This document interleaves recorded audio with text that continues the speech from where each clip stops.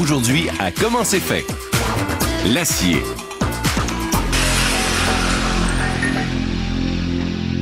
Pour aller dans la plus petite province au Canada, on peut passer sur le plus long pont au monde.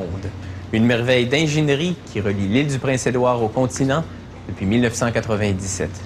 Pour construire le pont de la Confédération, on a utilisé 70 000 tonnes d'acier en barre pour le béton. Le 5e de la production annuelle de l'usine qu'on s'en va visiter. Toute une commande. La fabrication de l'acier débute habituellement par un amas de résidus de métal. À l'aide de cet électroaimant qui pèse 10 tonnes, on ramasse la ferraille composée de carcasses de voitures déchiquetées, d'électroménagers, de boîtes de conserve et de rebuts d'acier divers. L'électroaimant est puissant et soulève jusqu'à 5 tonnes de métal.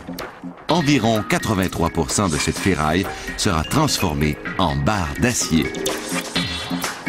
Ensuite, le métal est versé dans un panier qui pèse à lui seul 32 tonnes. Le panier peut contenir jusqu'à 60 tonnes de métal. Maintenant, on va faire fondre ce métal. Ce four atteint une température de 1650 degrés Celsius, bien assez pour liquéfier le métal. Il est chauffé par 3 électrodes électriques et 4 brûleurs au gaz naturel. Le contenu du panier est déversé dans le four. Les morceaux de métal entrent en contact avec l'acier liquide, qui reste toujours au fond du four. Il s'en produit une réaction et un système d'aération aspire la fumée produite. À cette chaleur, les 60 tonnes de métal vont fondre en 60 minutes. Puis, le couvercle est placé sur le four. Ce liquide est composé d'impuretés qui remontent à la surface lorsque le métal est fondu. À cette étape, un employé prend un échantillon d'acier afin d'en connaître la composition chimique.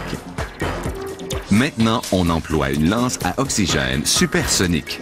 Cette lance souffle de l'oxygène dans l'acier en fusion, ce qui réduit sa teneur en carbone, homogénéise le mélange et accélère la fusion.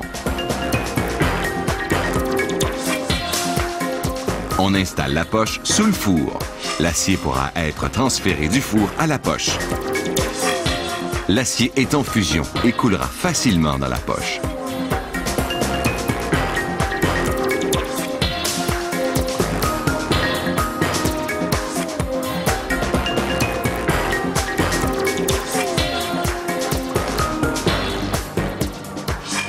La poche pèse 55 tonnes et contient 115 tonnes d'acier liquide.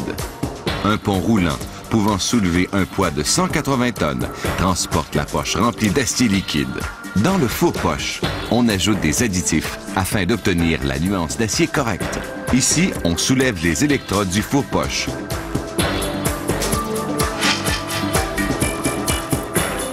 Un employé ouvre maintenant les busettes de coulée du panier répartiteur, muni de 4 trous d'écoulement. L'acier liquide coule dans les moules. Très vite, il refroidit et commence à durcir. On produit ces billettes d'acier dont la longueur varie entre 4,50 m et 10,60 m. Puis, on coupe les billettes à la longueur requise avec une torche au gaz naturel. Afin de les identifier, on inscrit le numéro de coulée avec une craie en paraffine. On note bien la différence entre une billette produite à l'acierie et le produit laminé, presque terminé. Il reste donc à laminer les billettes. Avant de débuter le laminage, on place les billettes dans le four de réchauffe durant 2 heures à 1095 degrés Celsius. Ces jets d'eau refroidissent l'éjecteur de billettes. Les billettes sont placées sur le laminoir où des rouleaux puissants les compriment. Cette opération sert à donner aux billettes les formes et la taille requises.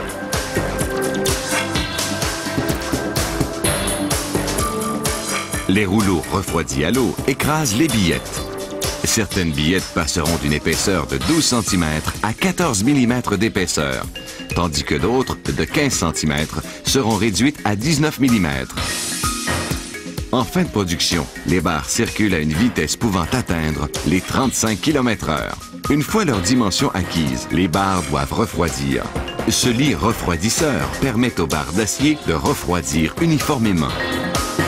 Cette usine fabrique 400 000 tonnes de barres d'acier à chaque année.